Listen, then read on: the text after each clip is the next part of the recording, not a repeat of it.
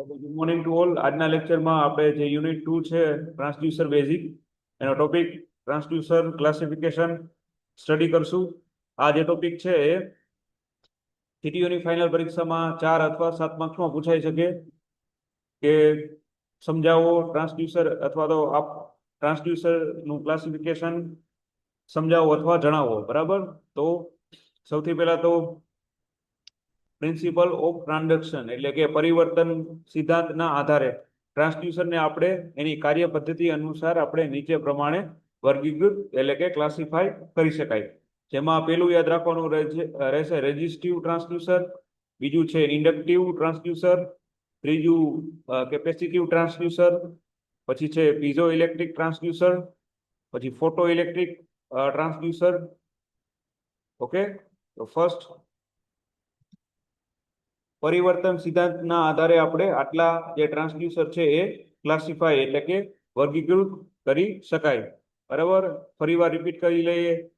Resistive transducer, inductive transducer, capacitive transducer, piezo electric transducer, photo electric transducer. Okay, તો આટલા છે એ આપણે જે છે પરિવર્તનના આધારે ક્લાસિફાય કરી શકીએ.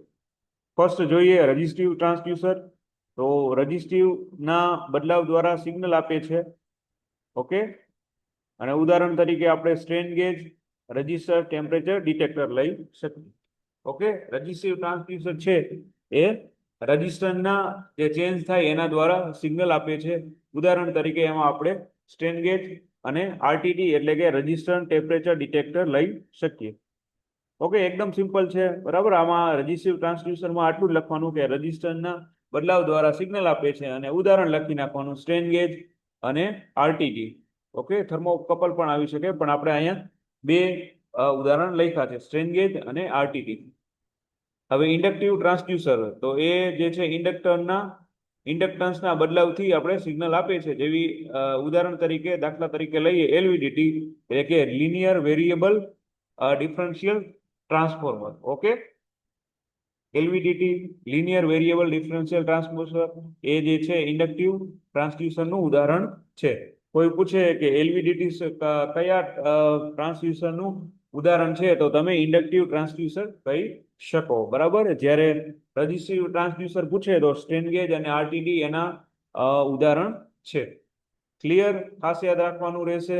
એલવીડીટી છે લિનિયર વેરિયેબલ ડિફરન્શિયલ ટ્રાન્સફોર્મર, તો એ જે છે એ ઇન્ડક્ટિવ ટ્રાન્સડ્યુસરનું ઉદાહરણ છે. હવે કેપેસિટિવ ટ્રાન્સડ્યુસર જોઈએ, એ પણ એ મુજબ જ આપણે ઉપર જોયું મુજબ કેપેસિટન્સમાં ફેરફાર ચેન્જીસ આવે ત્યારે એમાં આઉટપુટ મળે છે. આ ખાસ એક થોડુંક ધ્યાન રાખવાનું. ઇન્ડક્ટિવ અને રેઝિસ્ટિવમાં આપણે સિગ્નલ મળતું હતું, જ્યારે કેપેસિટિવ છે કેપેસિટન્સ એમાં આપણને આઉટપુટ મળશે. કેપેસિટરમાં જ્યારે ચેન્જીસ આવે ત્યારે એમાં આપણને આઉટપુટ મળશે. એમાં આપણે ઉદાહરણ તરીકે જોઈએ તો કેપેસિટિવ પ્રેશર સેન્સરનો એમાં આપણે જે છે ઉદાહરણ તરીકે લઈ શકીએ. બરાબર, કેપેસિટિવ પ્રેશર સેન્સર. પછી ચોથું જોઈએ પીઝો ઇલેક્ટ્રિક ટ્રાન્સડ્યુસર.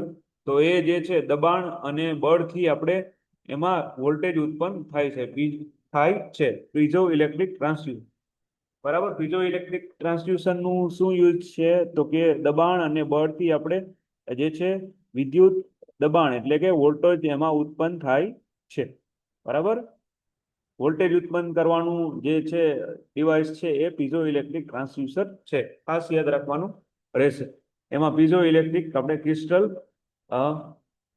ઇન્ક્લુડ ઉદાહરણ તરીકે લઈશું. પછી છે ફોટો ઇલેક્ટ્રિક ટ્રાન્સડ્યુસર. તો એ પ્રકાશને વિદ્યુત સિગ્નલમાં રૂપાંતરિત કરે છે. જે લાઇટ હોય પ્રકાશ, એને આપણે ઇલેક્ટ્રિક સિગ્નલમાં એને કન્વર્ટ કરવા માટે ફોટો ઇલેક્ટ્રિક ટ્રાન્સડ્યુસરનો જે યુઝ થાય છે. બરાબર, તો જે છે પ્રિન્સિપલ ઓફ ટ્રાન્ઝેક્શન, પરિવર્તનના આધારે આપણે આટલા પ્રકારના જે રજિસ્ટર છે ટ્રાન્સડ્યુસર એને આપણે વર્ગીકૃત એટલે કે ક્લાસિફાઈ કરી શકીએ. ફરીવાર રિપીટ કરી લઈએ તો રેઝિસ્ટિવ ટ્રાન્સડ્યુસર, કે જે રજિસ્ટરના બદલાવાથી થાય, જેમાં સ્ટ્રેન ગેજ અને આરટીડી રજિસ્ટર ટેમ્પરેચર ડિટેક્ટર હોય છે. પછી ઇન્ડક્ટિવ ટ્રાન્સડ્યુસર, એ જે છે ઇન્ડક્ટન્સના બદલાવાથી સિગ્નલ આપે છે. અને એલવીડીટી એટલે કે લિનિયર વેરિયેબલ ડિફરન્શિયલ ટ્રાન્સફોર્મર, એમાં આપણે ઇન્ક્લુડ કરી શકીએ. પછી કેપેસિટિવ ટ્રાન્સડ્યુસર, કે જે કેપેસિટન્સમાં ફેરફાર દ્વારા આપણને આઉટપુટ આપે છે. પેલા બંને જે છે ટ્રાન્સડ્યુસર એ આપણને સિગ્નલ આપતા હતા, જ્યારે કેપેસિટન્સ શું આપે, આપણને આઉટપુટ આપશે, જેમાં આપણે કેપેસિટિવ પ્રેશર સેન્સર ઉદાહરણ તરીકે લઈ શકીએ. પછી ખાસ પીઝો ઇલેક્ટ્રિક ટ્રાન્સડ્યુસર, એ જે છે એ બળ અથવા તો દબાણથી આપણને જે છે વિદ્યુત દબાણ એટલે કે વોલ્ટેજ આપણને ઉત્પન્ન કરીને આપે છે. પીઝો ઇલેક્ટ્રિક જે છે એ આપણને વોલ્ટેજ આપે છે. ક્લિયર? અને ફોટો ઇલેક્ટ્રિક ટ્રાન્સડ્યુસર છે એ જે છે લાઇટને આપણે ઇલેક્ટ્રિક સિગ્નલમાં રૂપાંતરિત કરે છે. એમાં આપણે ફોટો ડાયોડ અને ફોટો વોલ્ટેઇક સેલ અને એલઈડી પણ લઈ શકીએ. તો આટલા જે છે ટ્રાન્સડ્યુસર એ પરિવર્તનના સિદ્ધાંતના આધારે આપણે ક્લાસિફાય એટલે કે વર્ગીકૃત કરી શકાય. આટલું યાદ રાખવાનું રહેશે for the classification of transducer. પરિવર્તન સિદ્ધાંતના આધારે resistive transducer, electric inductive transducer, capacitive transducer, piezo electric transducer, photo electric transducer. બરાબર? તો આટલા જે છે એ પરિવર્તનના સિદ્ધાંતના આધારે, પ્રિન્સિપલ ઓફ ટ્રાન્ઝેક્શનના આધારે આપણે એને ક્લાસિફાઈ કરી શકીએ. મોસ્ટ આઈએમપી એક્ટિવ અને પેસિવ ટ્રાન્સડ્યુસર. તો એક્ટિવ ટ્રાન્સડ્યુસર એટલે કે સક્રિય ટ્રાન્સડ્યુસર કોને કહેવાય? તો પોતે જ પ્રાઇમરી એનર્જીને વિદ્યુત એનર્જીમાં ફેરવે છે. બરાબર? એક્ટિવ ટ્રાન્સડ્યુસર એવું હોય છે કે જે પ્રાઇમરી એનર્જી હોય એને જે છે વિદ્યુત ઉર્જા એટલે કે એનર્જીમાં ફેરવે છે. બહારની કોઈ એનર્જીની સપ્લાયની એમાં જરૂર પડતી નથી, એમાં કોઈ સપ્લાય આપવો પડતો નથી. ઉદાહરણ તરીકે આપણે થર્મોકપલ, પીઝો ઇલેક્ટ્રિકલ ક્રિસ્ટલ અને ફોટોવોલ્ટેઇક સેલ લઈ શકીએ. બરાબર? એક્ટિવ ટ્રાન્સડ્યુસર કે જે પોતે જ પ્રાઇમરી એનર્જીને ઇલેક્ટ્રિક એટલે કે વિદ્યુત એનર્જીમાં એને ફેરવે છે એટલે કે કન્વર્ટ કરે છે, જેમાં કોઈ બહારનું ઇલેક્ટ્રિક એટલે કે એનર્જીની સપ્લાય જરૂર પડતી નથી. એક્ઝામ્પલ તરીકે આપણે થર્મોકપલ, ફોટોવોલ્ટેઇક સેલ અને પીઝો ઇલેક્ટ્રિક ક્રિસ્ટલ લઈ શકાય.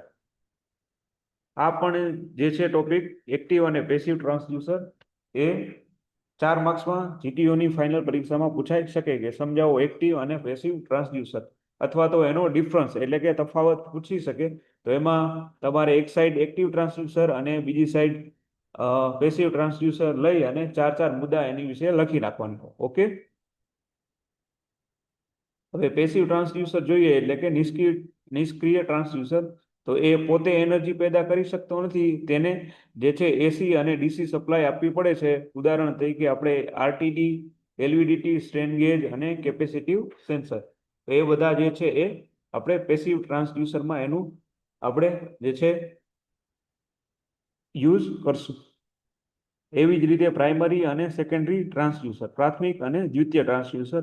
તો પ્રાઇમરી ટ્રાન્સડ્યુસર છે એ નોન ઇલેક્ટ્રિક ક્વોન્ટિટી હોય એને ઇલેક્ટ્રિક સિગ્નલમાં ફેરવે છે. દાખલા તરીકે બર્ડન ટ્યુબ જે દબાણ માપવા માટે યુઝ થતી હોય. બરાબર? પ્રાઇમરી ટ્રાન્સડ્યુસર શું છે કે નોન ઇલેક્ટ્રિકલ ક્વોન્ટિટીને આપણે સીધા ઇલેક્ટ્રિક સિગ્નલમાં ફેરવે છે. ઉદાહરણ તરીકે બર્ડન ટ્યુબ લઈ શકીએ કે જે દબાણ માપવા માટે છે, પ્રેશર માપવા માટે બર્ડન ટ્યુબનો યુઝ થાય છે.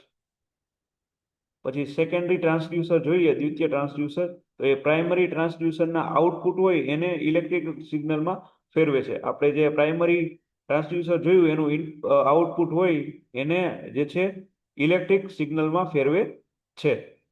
બરાબર? જેમ કે એલવીડીટી, તો ડિસ્પ્લેસમેન્ટને વોલ્ટેજમાં ફેરવે છે. ફોર્થ જોઈએ એનાલોગ અને ડિજિટલ ટ્રાન્સડ્યુસર. તો એનાલોગ ટ્રાન્સડ્યુસર છે એ સતત બદલાતો આઉટપુટ આપે છે. બરાબર?